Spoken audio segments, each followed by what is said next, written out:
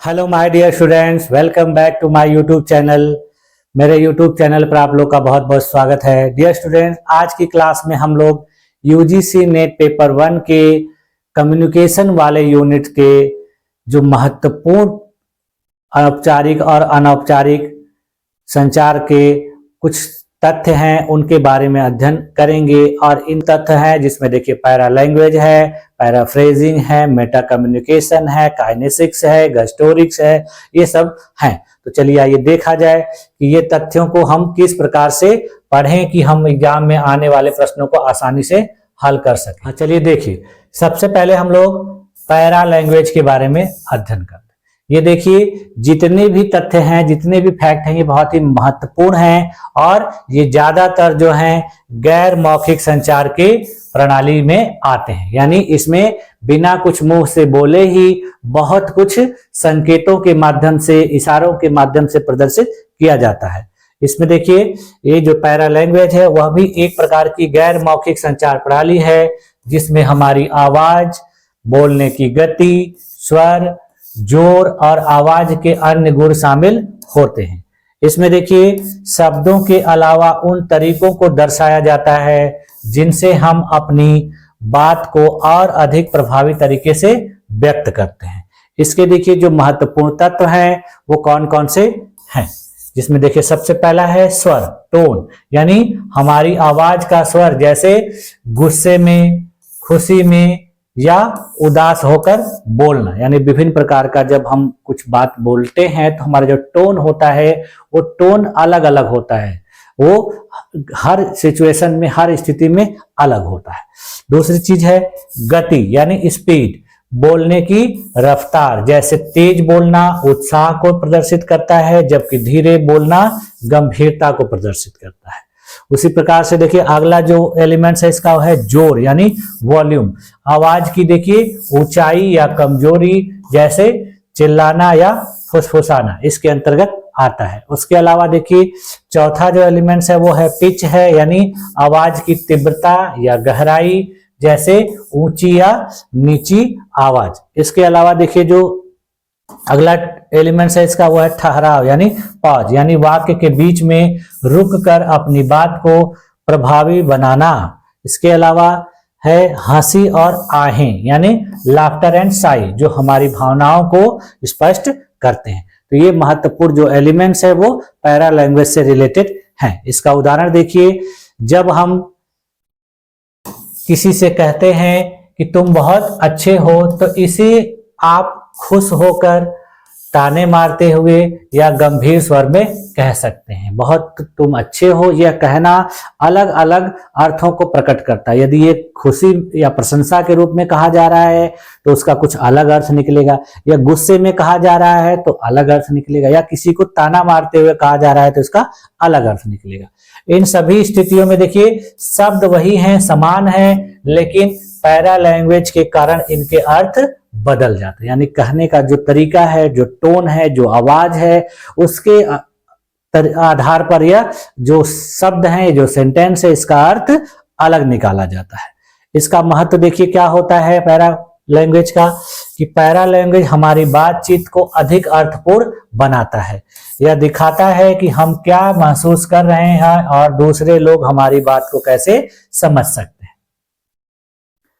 इसके बाद देखिए अगला जो है वो है पैराफ्रेजिंग। इसमें देखिए किसी वाक्य, अनुच्छेद या विचार को अपने शब्दों में दोबारा प्रस्तुत करना होता है। यानी यह एक ऐसा संचार का माध्यम है जिसमें हम किसी वाक्य को, किसी अनुच्छेद को पढ़कर, समझकर, फिर उसको अपने तरीके से, अपने शब्दों में व्यक्त करते हैं। इसमें देखिए जो मूल अर्थ होता है वो वही रहता है, बस केवल कहने का तरीका चेंज हो जाता है।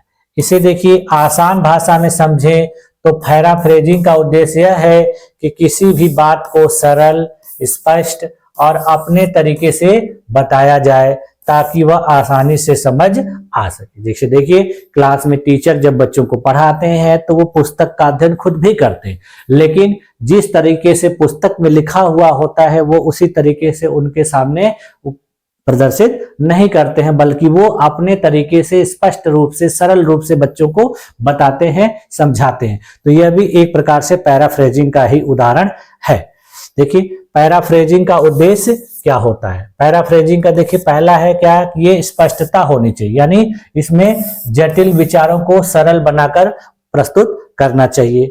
उसके बाद देखिए अपनी समझ को प्रदर्शित करना चाहिए, यानी यह दिखाना कि अपने मूल पाठ को सही तरीके से समझा, यानी किसी पाठ को सही तरीके से पढ़कर समझकर फिर उसको प्रस्तुत करना, तो यह दिखाता है कि आपने उस पाठ को सही तरीके से समझा है। उसके अलावा देखिए यह नकल से बचाव, यानी मूल विचार को अपने शब्दों में बदलकर उसे दोहराना।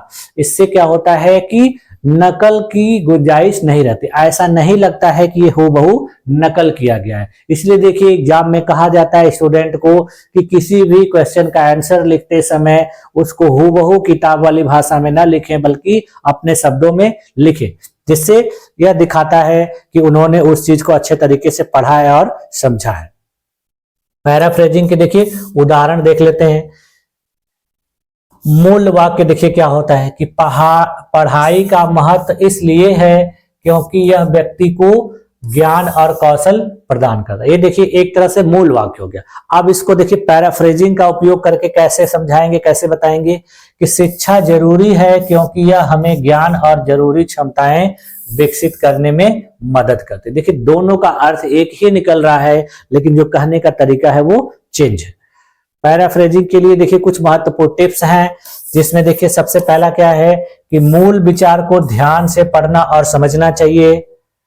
इसके बाद इसे अपने शब्दों में दोबारा लिखना चाहिए। मूल अर्थ को बदले बिना वाक्य संरचना में बदलाव करना चाहिए। सुनिश्चित करना चाहिए कि पैराफ्रेजिंग नकल जैसा न लगे। इसमें देखिए शब्दों के पर्यायवाची का भी उपयोग किया जाना चाहिए, यानी इसमें किसी भी चीज को पढ़कर, किसी भी सेंटेंस को पढ़कर हूबहू उसी तरीके से नहीं लिखकर या बताकर, बल्कि दूसरे तरीके से बताना चाहिए। बस यह ध्यान रखना चाहिए कि उसका अर्थ नहीं बदलना चाहिए। इसमें विभिन्न प्रकार के पर्यायवाची का भी उपयोग किया जाना चाहिए और किसी भी बात को बेहतर तरीके से सरल रूप में प्रदर्शित करना चाहिए। इसका देखिए महत्व क्या है कि पैराफ्रेजिंग लेखन और बातचीत में मूल विचारों को प्रभावी ढंग से व्यक्त करने में मदद करती है। इसके अलावा यह देखिए शैक्षणिक, पेशेवर और रचनात्मक कार्यों में बहुत ही उपयोगी है। उसके बाद देखिए हम लोग आते हैं मेटा कम्युनिकेशन। मेटा कम्युनिकेशन क्या है इसके बारे में देखते हैं। देखिए यह वह संचार है जो किसी बातचीत या संदेश के पीछे के अर्थ, संदर्भ और भावनाओं को व्यक्त करता है। इसे देखिए संचार के बारे में संचार भी कहा जाता है। यह मुख्य रूप से गैर मौखिक संकेतों जैसे शरीर की भाषा, चेहरे के हाव भाव, स्वर और मुद्राओं से रिलेटेड होता है। इसमें देखिए मौखिक संकेतों जैसे व्यंग, टोन के माध्यम से इसको कहा जाता है। इसके देखिए उदाहरण क्या है। गैर मौखिक संकेत जैसे कोई व्यक्ति मैं ठीक हूं कहता है, लेकिन उसकी आवाज उदास हो और चेहरा तनावग्रस्त हो, तो यहाँ शब्दों से अलग उसकी गैर मौखिक भाषा उसके असली भाव व्यक्त कर रही है। यदि किसी व्यक्ति से कोई पूछता है कि आप कैसे हैं, तो वो अगर कह रहा है कि मैं ठीक हूं, लेकिन कहने का जो उसका फेस का जो टोन है, भाव है, वो कैसा है, तो उससे पता चलता है कि वह व्यक्ति रियल में ठीक है कि नहीं। उसके बाद देखिए मौखिक संकेत। इसमें देखिए तुम बहुत अच्छे हो, अगर व्यंग्यात्मक स्वर में कहा जाए तो इसका मतलब बिल्कुल उल्टा हो सकता है। यदि किसी व्यक्ति को कह रहा है कि तुम बहुत अच्छे हो, लेकिन वो व्यंग्यात्मक टोन में कह रहा है, कहने का जो उसका टोन है बहुत अलग तरीके का है, तो इसका अलग अर्थ निकलेगा। यानी अच्छे नहीं हो, बल्कि उस व्यक्ति को क्या कहा जा रहा है कि वह व्यक्ति बुरा है। देखिए मेटा कम्युनिकेशन के प्रकार कौन कौन से होते हैं। देखिए पहला है गैर मौखिक मेटा कम्युनिकेशन। इसमें देखिए शरीर की भाषा, बॉडी लैंग्वेज, चेहरे के भाव, फेशियल एक्सप्रेशंस, आंखों का संपर्क, आई कांटेक्ट, आवाज की तीव्रता और स्वर, टोन एंड पिच शामिल होते हैं। उसके बाद देखिए जो मौखिक मेटा कम्युनिकेशन है, इसमें देखिए क्या क्या शामिल होता है। इसमें देखिए शब्दों का चुनाव, किस प्रकार के शब्द चुने जा रहे हैं, बोलने का तरीका स्पीकिंग स्टाइल, व्यंग या कटाक्ष, किस प्रकार से किसी चीज को बोला जा रहा है, उसमें कौन से शब्द उपयोग किए जा रहे हैं और कैसे व्यंग्यात्मक रूप में कहा जा रहा है, ये इसके अंतर्गत आते हैं। अब देखिए मेटा कम्युनिकेशन का महत्व देख लेते हैं। मेटा कम्युनिकेशन देखिए यह दिखाता है कि हम जो कहते हैं वह कैसे समझा जा रहा है, यानी कोई बात किसी से कही जा रही है तो वो उस चीज को कैसे समझ रहा है। यह बातचीत में स्पष्टता और गहराई को जोड़ता है। यह संदेश के पीछे की भावनाओं और इरादों को भी व्यक्त करता है। यह देखिए गलतफहमियों को कम करने में मदद करता है। इसका उपयोग देखिए कब किया जाता है। मेटा कम्युनिकेशन का उपयोग खास तौर पर संबंधों में, टीम वर्क में, शिक्षा में, मानसिक स्वास्थ्य के संदर्भ में किया जाता है। यहाँ भावनाओं और इरादों को स्पष्ट करना जरूरी होता है। अब हम लोग देखते हैं काइनेसिक्स के बारे में। काइनेसिक्स क्या है? देखिए काइनेसिक्स एक प्रकार से देखिए मानव शरीर की हरकतों और भाव भंगिमाओं के माध्यम से की गई गैर मौखिक संचार प्रणाली है। इसे शरीर की भाषा भी कहा जाता है। इसके बारे में देखिए हम लोगों ने विभिन्न प्रकार के बॉडी गेस्चर का जो अध्ययन किया था पिछली क्लास में, वो भी इसी से रिलेटेड है। इसमें देखिए हमारे विचारों, भावनाओं और दृष्टिकोण को व्यक्त करने में मदद मिलती है, भले ही हम कोई शब्द ना बोलें। देखिए इसमें जो है काइनेसिस के जो प्रमुख तत्व हैं वो देखिए हाव भाव हैं, चेहरे के भाव हैं, शारीरिक मुद्रा है, आंखों का संपर्क है, शारीरिक दूरी है, स्पर्श है, ये सब इसके अंतर्गत आते हैं और इनके बारे में हम लोगों ने पिछली क्लास में डिटेल में पढ़ा भी था। इसका देखिए उदाहरण क्या है कि यदि कोई व्यक्ति अपनी बाहें सीने पे क्रॉस करके खड़ा है तो वह बचाव या असहमति दिखा सकता है। उसके अलावा देखिए मुस्कुराना खुशी और दोस्ताना रवैये का संकेत देता है। इसका महत्व देखिए क्या होता है कि यह संचार को प्रभावी बनाने में उपयोग किया जाता है। इससे भावनाओं को व्यक्त किया जाता है, इससे गलतफहमी को दूर किया जाता है, यह संवाद में गहराई लाता है। तो इस प्रकार से हम लोगों ने देखा कि काइनेसिस का उपयोग व्यक्तिगत, व्यावसायिक और सामाजिक स्थितियों में होता है और यह हमारी गैर मौखिक संचार की शक्ति को समझने में मदद करता है। यानी इसका उपयोग तब किया जाता है जब किसी व्यक्ति को अपने मुंह से कुछ न कहना हो शब्दों से, बल्कि अपनी भाव भंगिमाओं के माध्यम से उस व्यक्ति को कुछ कहना हो। अब देखिए हम लोग आते हैं ऑक्यूलेसिक्स के बारे में। ऑक्यूलेसिक्स भी देखिए एक प्रकार का गैर मौखिक संचार है जिसमें आंखों की गतिविधियों और व्यवहारों के माध्यम से विचारों और भावनाओं को व्यक्त किया जाता है। यह देखिए मुख्य रूप से आंखों के संपर्क यानी आई कांटेक्ट, देखने के तरीकों और उनकी तीव्रता से संबंधित है। इसके देखिए जो मुख्य पहलू हैं, सबसे पहला है आंखों का संपर्क यानी आई कांटेक्ट। इससे देखिए सीधे आंखों में देखना आत्मविश्वास और ईमानदारी को दिखाता है, जबकि आंखें चुराना शर्म, झिझक या असत्यता का संकेत होता है।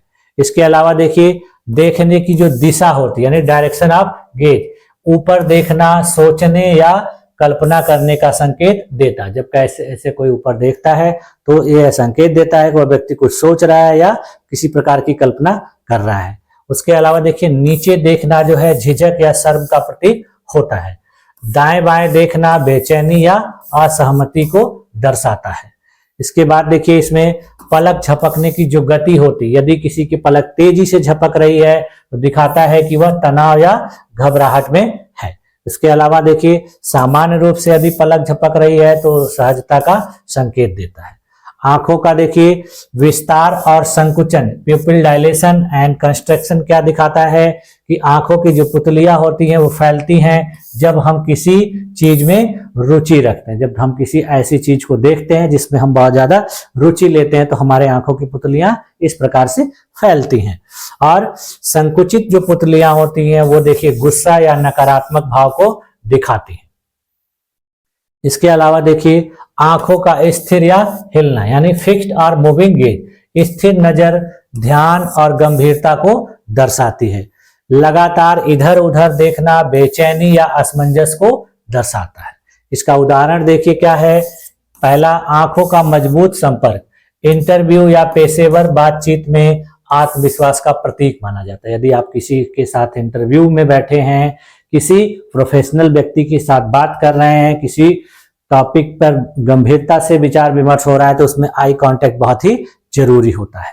उसके अलावा देखिए आंखें झुकना यानी विनम्रता या शर्म को दिखाता है। यदि किसी के सामने सही तरीके से बात नहीं कर पा रहे हैं, उनसे शर्मा रहे हैं या उनके प्रति विनम्रता प्रदर्शित कर रहे हैं तो आंखें बार बार झुक जाती हैं। नजरें मिलाकर मुस्कुराना, ये चीजें देखिए दोस्ताना और सकारात्मक संकेत को दिखाई देता है। इसके बाद देखिए ऑक्यूलेसिक्स का महत्व क्या क्या है। इसमें भावनाओं का संकेत होता है, संदेशों को स्पष्ट रूप से बताया जाता है, समझाया जाता है, रिश्ते में प्रभावशीलता आती है और इससे सामाजिक और सांस्कृतिक प्रभाव भी पड़ता है। अलग अलग संस्कृतियों में आंखों के संपर्क का अलग अलग महत्व होता है। ऑक्यूलेसिक्स का देखिए उपयोग कहाँ किया जाता है। इसका अध्ययन व्यक्तिगत बातचीत, इंटरव्यू, पब्लिक स्पीकिंग और रिश्तों में गहराई और प्रभावशीलता बढ़ाने के लिए किया जाता है। इसके बाद हम लोग देखते हैं प्रॉक्सेमिक्स के बारे में। यह देखिए एक गैर मौखिक संचार का महत्वपूर्ण हिस्सा है जो यह अध्ययन करता है कि लोग सामाजिक संपर्क के दौरान शारीरिक दूरी यानी फिजिकल डिस्टेंस का उपयोग कैसे करते हैं। यानी लोगों के बीच में जो दूरियां होती हैं वो दूरियां भी कुछ संकेत देती हैं या कुछ प्रकार का संचार करती हैं, संप्रेषण करती हैं। यह दूरी देखिए व्यक्ति के संबंध, सामाजिक संदर्भ और सांस्कृतिक पृष्ठभूमि को दर्शाती है। प्रॉक्सेमिक्स के देखिए कुछ प्रमुख प्रकार होते हैं जिनको मुख्यतः 4 जोनों में विभाजित किया गया है। इसमें देखिए जो पहला है वह निकट व्यक्तिगत क्षेत्र है यानी जिसको इंटीमेट जोन कहा जाता है। जब दूरी 0 से 18 इंच की या लगभग 45 सेंटीमीटर के बीच हो तब कहा जाता है कि यह व्यक्ति जो है बहुत ही करीबी है और इसमें जैसे परिवार के सदस्य या करीबी दोस्त हो सकते हैं। यदि कोई व्यक्ति बहुत पास पास बैठे हैं तो इसमें यह संकेत जाता है कि उनके बीच में जो संबंध है बहुत ही निकट संबंध है, वो एक ही परिवार के सदस्य हैं या एक बहुत ही करीबी हैं।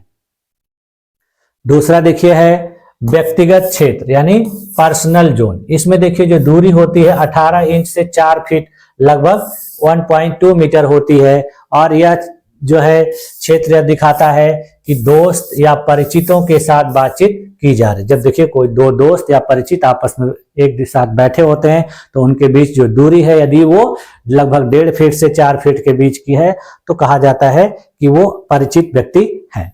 इसके अलावा देखिए सामाजिक क्षेत्र यानी सोशल जोन। इसमें जो दूरी होती है देखिए 4 फीट से 12 फीट लगभग यानी 3.6 मीटर की होती है। इस प्रकार की देखिए जो ये क्षेत्र है इसका उपयोग देखिए औपचारिक और व्यावसायिक बातचीत के लिए किया जाता है। यानी देखिए किसी औपचारिक या व्यावसायिक बातचीत के लिए जब लोग आपस में बात करते हैं तो जो बैठने का दूरी होता है वो लगभग 4 फीट से 12 फीट होता है।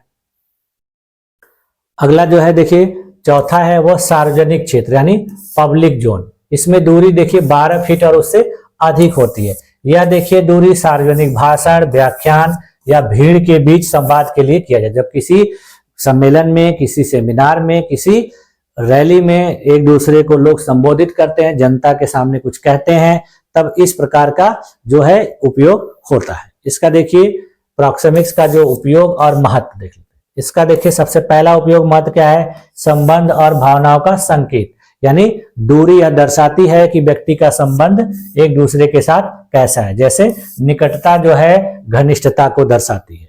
उसके अलावा देखिए सांस्कृतिक भिन्नता, विभिन्न संस्कृतियों में शारीरिक दूरी के मानदंड अलग अलग होते हैं। उदाहरण देखिए, पश्चिमी देशों में लोग व्यक्तिगत स्थान पर अधिक ध्यान देते हैं, जबकि भारतीय संस्कृति में थोड़ा लचीला होता है। इससे देखिए संदेश की प्रभावशीलता भी बनती है, यानी सही दूरी बनाए रखना संवाद को प्रभावी बनाता है। बहुत करीब होना असहजता पैदा कर सकता है और बहुत दूर होना उदासीनता को भी दिखाता है। इसके अलावा देखिए पेशेवर और सामाजिक संदर्भ में भी यह बहुत ही उपयोगी और महत्वपूर्ण होता है। कार्यालयों में, मीटिंग के दौरान तथा अनौपचारिक वार्ता में प्रॉक्सिमिक्स का सही उपयोग करना प्रभावी संवाद के लिए बहुत ही जरूरी होता है। इसका उदाहरण देखिए, किसी मित्र से बात करते समय आप उनके करीब खड़े हो सकते हैं, लेकिन किसी वरिष्ठ अधिकारी से बात करते समय आप एक उचित दूरी बनाए रखते हैं। जब देखिए कोई व्यक्ति किसी अपने दोस्त के साथ खड़ा होता है तो उसके पास सट के खड़ा हो सकता है, लेकिन यही अपने अधिकारी के साथ खड़ा है या अधिकारी से बात कर रहा है तो उसके पास एकदम सट के नहीं खड़ा होता है। यदि कोई देखिए अजनबी आपकी व्यक्तिगत क्षेत्र में प्रवेश करता है तो आपको असहज महसूस हो सकता है। देखिए कोई अजनबी व्यक्ति है, यदि आपके पर्सनल एरिया में प्रवेश कर रहा है, आपके पास आ रहा है तो आपको असहजता महसूस होती है। इसका देखिए निष्कर्ष क्या निकल के आ रहा है कि प्रॉक्सिमिक्स शारीरिक दूरी और इसके प्रभाव को समझने में मदद करता है। यह सामाजिक और सांस्कृतिक संदर्भ में संबंधों, संवाद और व्यवहार को बेहतर तरीके से प्रबंधित करने के लिए उपयोगी है। यदि कोई व्यक्ति किसी महत्वपूर्ण व्यक्ति के एकदम पास में बैठा है तो यह प्रदर्शित करता है कि वह व्यक्ति उससे घनिष्ठ रूप से जुड़ा हुआ है। आप लोग देखते होंगे विभिन्न प्रकार के बैठकों में, सम्मेलनों में जो बड़े बड़े अधिकारी होते हैं, जो बड़े बड़े मंत्री होते हैं, उनके जो बगल में लोग बैठे होते हैं तो वो ये दिखाता है कि इनका इनके साथ बेहतर संबंध है, घनिष्ठता है, तभी वो उनके बगल में बैठे हुए। तो वो बिना कुछ कहे ही ये दर्शाना चाहते हैं कि हमारा देखिए इनसे बहुत अच्छा रिलेशन है, जिसकी वजह से हम इनके पास बैठे हुए। अब देखिए जो अगला है वो है हैप्टिक्स। यह भी देखिए गैर मौखिक संचार का एक हिस्सा है जो स्पर्श यानी टच के माध्यम से विचारों, भावनाओं और संदेशों को व्यक्त करने का अध्ययन करता है। यह दिखाता है कि लोग स्पर्श का उपयोग करके एक दूसरे के साथ कैसे संवाद करते हैं। देखिए हैप्टिक्स के प्रकार, पहला है कार्यात्मक स्पर्श यानी फंक्शनल या प्रोफेशनल टच। यह स्पर्श देखिए औपचारिक होता है और कार्य आधारित होता है। इसका उदाहरण देखिए, जब किसी डॉक्टर के द्वारा रोगी की जांच की जाती है या नाई द्वारा बाल काटा जाता है तो इस प्रकार का स्पर्श होता है। दूसरा देखिए है सामाजिक और औपचारिक स्पर्श यानी सोशल या पोलाइट टच। यह स्पर्श शिष्टाचार या औपचारिकता दिखाने के लिए होता है। उदाहरण के लिए देखिए, जब किसी व्यक्ति से कोई हाथ मिलाता है या उसके कंधे पर हल्की थपकी देता है तो इसके अंतर्गत आता है। इसके बाद देखिए अगला जो है मित्रवत स्पर्श यानी फ्रेंडशिप या वार्म टच है। यह स्पर्श देखिए दो दोस्तों के बीच भावनाएं व्यक्त करने के लिए होता है। उसका उदाहरण देखिए, जब दो दोस्त आपस में मिलते हैं तो एक दूसरे को गले लगाते हैं, तो यह इस प्रकार का है। उसके बाद देखिए अगला है प्रेमपूर्ण स्पर्श यानी लव या इंटीमेट टच। यह स्पर्श देखिए गहरे भावनात्मक या रोमांटिक रिश्तों को व्यक्त करता है, जिसमें देखिए गले लगाना या किसी को चूमना शामिल होता है। इसके बाद देखिए आकस्मिक स्पर्श, एक्सीडेंटल टच। यह अनजाने में हुआ स्पर्श है जिसमें कोई विशेष संदेश नहीं होता है। इसका उदाहरण देखिए, जब भीड़ में या चलते फिरते अचानक कोई व्यक्ति किसी से टकरा जाता है, उसका शरीर उससे स्पर्श हो जाता है तो वो इसके अंतर्गत आता है। इससे किसी भी प्रकार का कोई संदेश नहीं होता है, ये अचानक होता है। इसमें देखिए अब हम लोग देखते हैं हैप्टिक्स का महत्व। हैप्टिक्स देखिए क्या करता है, भावनाओं को प्रदर्शित करता है, यानी स्पर्श के जरिए खुशी, सहानुभूति, समर्थन या अन्य भावनाओं को व्यक्त किया जा सकता है। यह रिश्ते को मजबूत करता है, यानी स्थित स्पर्श लोगों के बीच विश्वास और लगाव को बढ़ाता है। यह संवाद को देखिए गहरा बनाता है। जब शब्द पर्याप्त नहीं होते तब स्पर्श संदेश को प्रभावी बनाता है। सांस्कृतिक प्रभाव, अलग अलग संस्कृतियों में स्पर्श के उपयोग और स्वीकृति के अलग अलग मानदंड होते हैं। इसका उदाहरण देखिए, किसी को सांत्वना देने के लिए कंधे पर हाथ रखना, खेल में जीतने पर टीम के साथी को गले लगाना, बच्चों को सुरक्षित महसूस कराने के लिए उनका हाथ पकड़ना। इसका निष्कर्ष देखिए क्या निकल के आ रहा है कि हैप्टिक स्पर्श के माध्यम से संवाद का एक शक्तिशाली तरीका है। यह व्यक्तिगत, सामाजिक और सांस्कृतिक संदर्भ में गहरे भावनात्मक और व्यवहारिक संकेतों को प्रदान करता है। अब है अगला ऑब्जेक्टिक्स। यह भी देखिए गैर मौखिक संचार का एक महत्वपूर्ण तरीका है और यह हमारे द्वारा उपयोग की जाने वाली वस्तुओं और उनके माध्यम से व्यक्त किए गए संदेशों का अध्ययन करता है। यानी इसमें कौन सा व्यक्ति किस प्रकार के वस्तु का उपयोग कर रहा है, इसके माध्यम से बहुत कुछ बताया जाता है, संदेश दिया जाता है। इससे देखिए दिखाया जाता है कि लोग अपनी पहचान, स्थिति और भावनाओं को व्यक्त करने के लिए किस प्रकार की वस्तुओं का उपयोग कैसे करते हैं।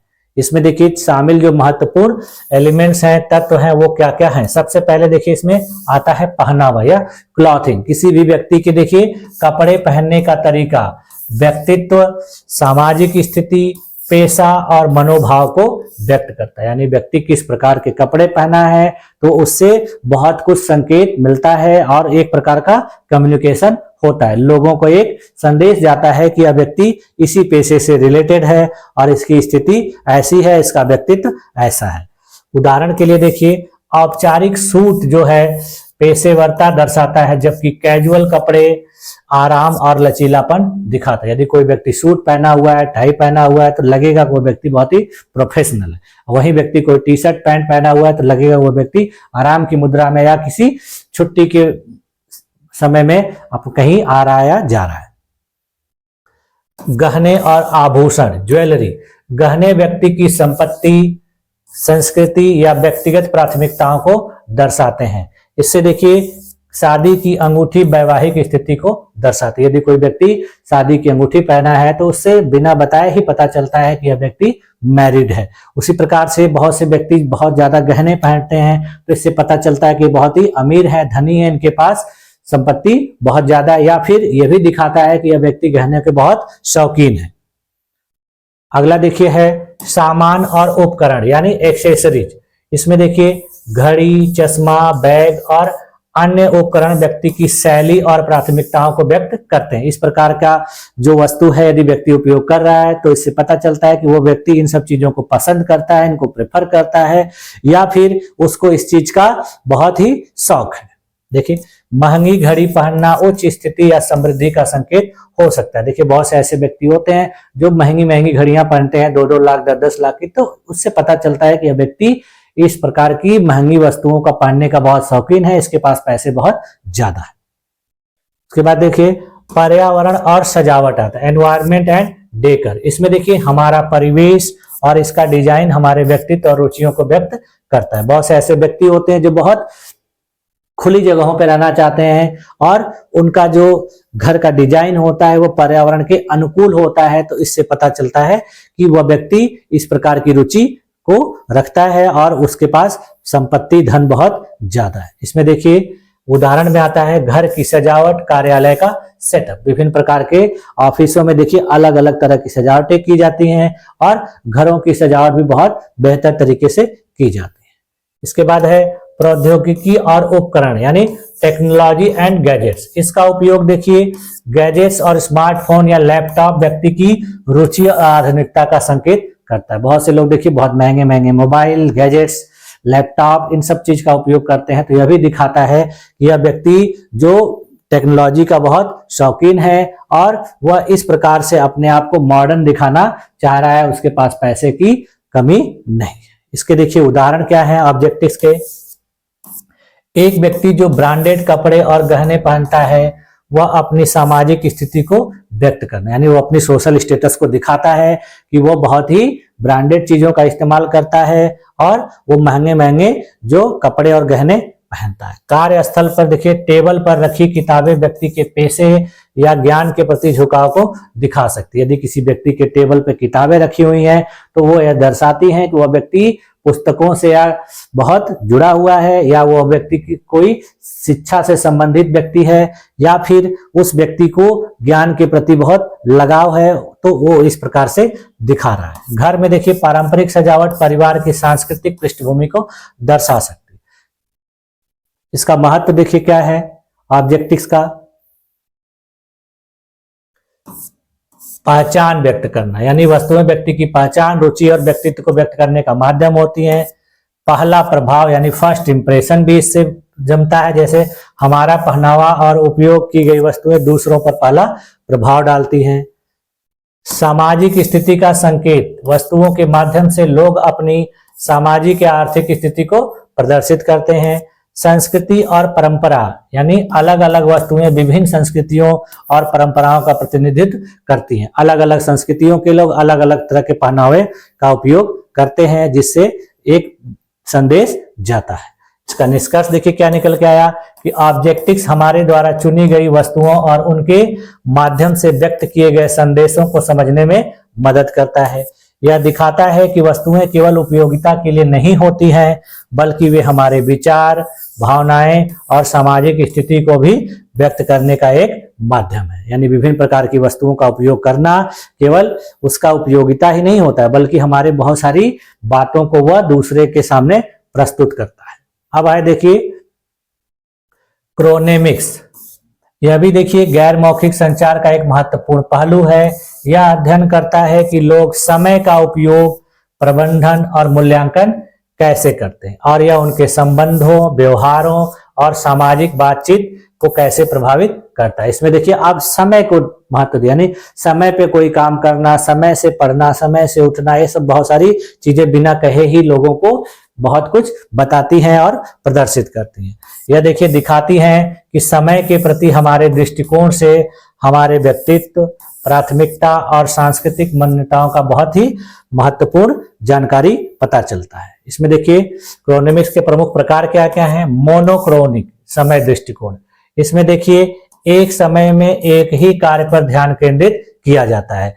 इससे पता चलता है कि व्यक्ति समय का सख्त पालन और पाबंद है।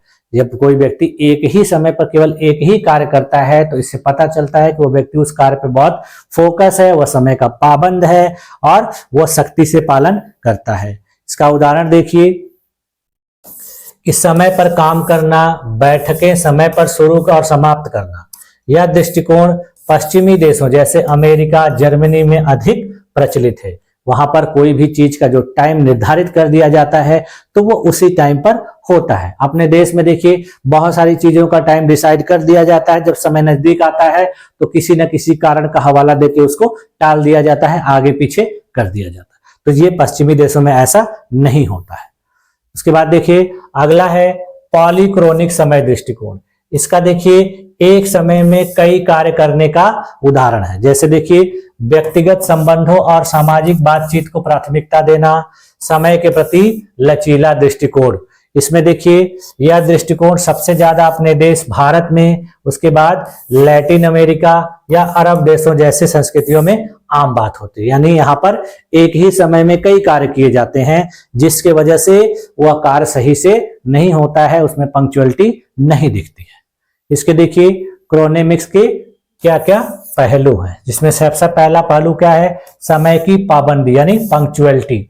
समय पर काम करना या देरी से आना यह दर्शाता है कि व्यक्ति कितना व्यवस्थित या लापरवाह है। दूसरा समय का महत्व यानी वैल्यू ऑफ टाइम। इसमें देखिए कुछ संस्कृतियों में समय को धन के बराबर माना जाता है, यानी टाइम इज मनी। बहुत से ऐसे देश हैं जैसे जापान, देखिए वहां पर समय को बहुत मूल्यवान माना जाता है। वहां के लोग एक सेकंड भी लेट करना नहीं चाहते हैं, वो हर कुछ सब कुछ पंक्चुअली करना चाहते हैं। उसके अलावा देखिए अन्य संस्कृतियों में समय को रिश्तों और अनुभवों के लिए उपयोग किया जाता है। बहुत से देशों में ऐसा होता है कि जो जिसके साथ ज्यादा समय बिता रहा है या जिसके लिए ज्यादा समय खर्च कर रहा है, तो कहा जाता है कि वो अनुभवों के लिए ऐसा कर रहा है या अपने रिश्तों को बेहतर करने के लिए ऐसा कर रहा है। समय का विभाजन देखिए टाइम डिवीजन, या देखिए दिन, सप्ताह या साल को कैसे व्यवस्थित किया जाता है, अलग अलग संस्कृतियों में भिन्न भिन्न होता है।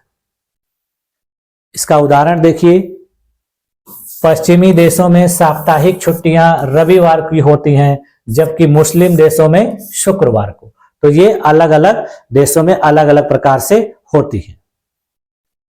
इसके बाद है समय और रिश्ते, यानी टाइम एंड रिलेशनशिप। समय का उपयोग रिश्तों को प्राथमिकता देने या काम के लिए करने पर निर्भर करता है। उदाहरण देखिए, परिवार के लिए समय निकालना, चाहे काम कितना भी व्यस्त हो। उदाहरण है व्यावसायिक संदर्भ में, एक पेशेवर मीटिंग में समय पर पहुंचना व्यक्ति की अनुशासन और जिम्मेदारी को दिखाता है। सामाजिक संदर्भों में देखिए इसका क्या महत्व है। किसी शादी या सामाजिक समारोह में देरी से पहुंचना भारत में आम बात है, क्योंकि यहाँ समय लचीला माना जाता है। जब देखिए किसी के आप समारोह में पहुंचते हैं, अगर समय पे पहुंचते हैं तो कहा जाता है व्यक्ति जिम्मेदार है और यह अनुशासन वाला व्यक्ति, और यदि लेट पहुंचते हैं तो कहा जाता है कि व्यक्ति गैर जिम्मेदार है और यह अनुशासनहीन है।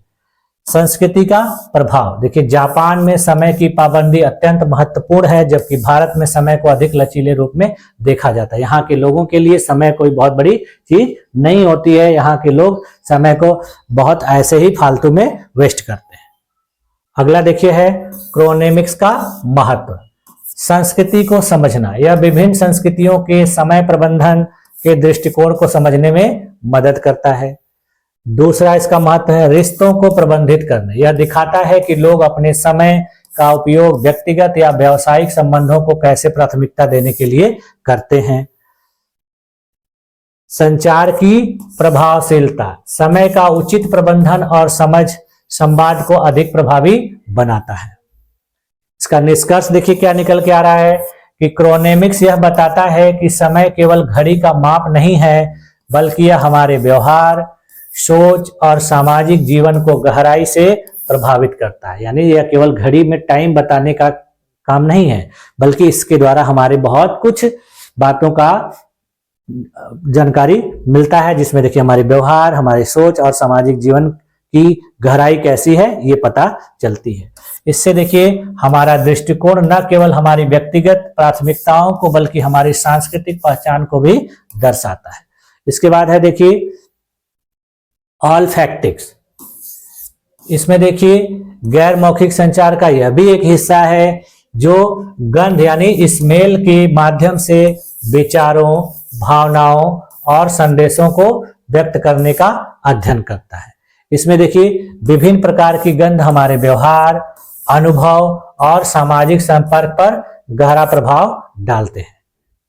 यह न केवल हमारी भावनाओं को प्रभावित करता है, बल्कि हमारे आसपास के लोगों पर भी प्रभाव डालता है। इसके देखिए जो मुख्य पहलू हैं वो क्या क्या है। सबसे पहला देखिए व्यक्तिगत गंध यानी पर्सनल स्मेल। देखिए इसमें क्या है कि शरीर से आने वाली प्राकृतिक गंध या परफ्यूम या डिओड्रेंट जैसी कृत्रिम गंध। यह देखिए आत्म देखभाल और स्वच्छता को दर्शाता है। इसका उदाहरण देखिए, एक अच्छा परफ्यूम व्यक्ति को आत्मविश्वासी और आकर्षक बनाता है। इसके बाद देखिए दूसरा है पर्यावरणीय गंध यानी एनवायरमेंटल स्मेल, हमारे आसपास की जगहों की गंध। उदाहरण देखिए रसोई में भोजन की खुशबू, फूलों की महक या किसी गंदी जगह की दुर्गंध इसके अंतर्गत आती है। उसके बाद है देखिए सांस्कृतिक गंध यानी कल्चरल स्मेल। कुछ गंधें देखिए विशेष संस्कृतियों परंपराओं से जुड़ी होती हैं, जैसे देखिए अगरबत्ती या धूप की महक भारतीय संस्कृति से जुड़ी हुई है, यानी भारतीय व्यक्तियों के द्वारा इनका प्रयोग किया जाता है, तो इससे पता चलता है कि यह व्यक्ति भारतीय संस्कृति से संबंधित है। उसके बाद देखिए भावनात्मक प्रभाव यानी इमोशनल इम्पैक्ट। गंध हमारे देखिए मूड और भावनाओं को बदल सकती है। उदाहरण देखिए फूलों की खुशबू खुशी और शांति देती है, जबकि दुर्गंध असहजता पैदा करती है। उसके बाद देखिए अगला है स्मृति और गंध यानी स्मेल एंड मेमोरी। गंध का सीधा संबंध हमारी यादों से होता है। उदाहरण में देखिए किसी खास इत्र की खुशबू बचपन की याद दिला सकती है। अब देखिए ऑल्फैक्टिक्स के उदाहरण क्या है। सकारात्मक गंध यानी होटल में ताजे फूलों की महक एक सुखद अनुभव देती है। एक व्यक्ति के अच्छे परफ्यूम से उसके प्रति सकारात्मक छवि बनती है। अगला है देखिए नकारात्मक गंध, यानी किसी जगह की गंदगी या दुर्गंध असहजता और दूरी का कारण बन सकती है। इसमें देखिए शरीर की दुर्गंध यानी बॉडी ऑर्डर दूसरों पर नकारात्मक प्रभाव डालती है। ऑल्फैक्टिक्स का महत्व, पहला क्या है देखिए पहचान का संकेत, यानी गंध व्यक्ति या जगह की पहचान का हिस्सा हो सकती है। इसका उदाहरण देखिए किसी खास ब्रांड के परफ्यूम की खुशबू। दूसरा है संबंधों पर प्रभाव, यानी अच्छी गंध रिश्तों और सामाजिक संपर्क को सकारात्मक बनाती है। दुर्गंध दूरी और असहजता पैदा करती है। अगला है देखिए सांस्कृतिक और धार्मिक महत्व, यानी कुछ गंधों का सांस्कृतिक या धार्मिक महत्व होता है, जैसे पूजा में चंदन या अगरबत्ती का उपयोग करना। भावनाओं पर प्रभाव, यानी गंध मूड को सुधार सकती है, ध्यान केंद्रित कर सकती है और तनाव कम कर सकती है। तो देखिए इसका निष्कर्ष क्या निकल के आया कि ऑल्फैक्टिक्स यह दर्शाता है कि गंध केवल इंद्रियों का अनुभव नहीं है, बल्कि यह हमारे संचार, भावनाओं और सामाजिक व्यवहार को गहराई से प्रभावित करता है। सही गंध का उपयोग रिश्तों को बेहतर बनाने, मूड सुधारने और सामाजिक जुड़ाव को बढ़ावा देने के लिए किया जा सकता है। देखिए एक प्रसिद्ध जो मनोवैज्ञानिक थे मेहराबियां, उनके द्वारा देखिए जो गैर मौखिक संचार के बारे में महत्वपूर्ण अनुमान लगाया गया है, एक महत्वपूर्ण सिद्धांत दिया गया है और कहा गया है कि संप्रेषण में शब्दों का केवल 7% ही उपयोग होता है, जबकि शब्दों के कहने का जो लहजा होता है उसका 38% योगदान होता है और हमारे जो शरीर की भाषा होती है उसका 55% योगदान रहता है। यानी जब कोई बात किसी से कही जाती है तो उसका प्रभाव केवल 7% ही होता है, लेकिन वह बात किस तरीके से कहा जा रहा है उसका प्रभाव 38% होता है और जो हमारी बॉडी लैंग्वेज होती है उसका 55% प्रभाव होता है। इसलिए देखिए इसको 7, 38, 55 का नियम भी कहा जाता है। इस प्रकार देखिए यह 3 VS बन जाता है, जिसमें देखिए वर्बल, वोकल एंड विजुअल, यानी किसका सबसे ज्यादा प्रभाव पड़ता है। ये देखिए व्यवहारिक रूप से संप्रेषण के मौखिक एवं गैर मौखिक संप्रेषण का एक मिश्रण होता है, यानी किस प्रकार के संप्रेषण का प्रभाव व्यक्ति पर ज्यादा पड़ता है, ज्यादा समय तक पड़ता है, वो यह सिद्धांत दर्शाता है और इससे रिलेटेड क्वेश्चन आपके एग्जाम में पूछा गया है। तो आज की क्लास में देखिए हम लोगों ने गैर मौखिक संचार के विभिन्न प्रकार के तथ्यों के बारे में विस्तार पूर्वक अध्ययन किया और इनसे हम लोगों ने देखा कि इसमें बिना कुछ कहे लोगों के अनेक प्रकार की क्रियाविधियों के द्वारा किस प्रकार का संचार होता है। तो आज की क्लास में आप लोगों ने इसको बहुत अच्छे तरीके से देखा, इतना समय दिया और अपने आप को धैर्यपूर्वक बनाए रखा, इसके लिए आप लोग का बहुत बहुत धन्यवाद। मिलते हैं नेक्स्ट क्लास में। Thank you.